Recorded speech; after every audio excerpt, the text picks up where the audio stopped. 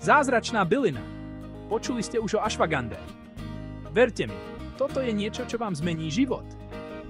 Ašvaganda, známa ako zimná čerešňa či indický ženšen, je starobylá bylina s poriadnou reputáciou v ajurvédskej medicíne. Moderný výskum naznačuje celú škálu zdravotných výhod, od zníženia stresu cez lepší spánok až po zlepšenie športového výkonu. Sanskritské meno tejto mocnej rastlinky znamená vôňa koňa. Hoci to znie trochu zvláštne, je známa tým, že pomáha telu zvládať stres. Predstavte si zníženie hladiny kortizolu a pocit väčšieho pokoja. Veda hovorí, že ašvaganda to dokáže, čo vedie k lepšiemu spánku a menšej úzkosti.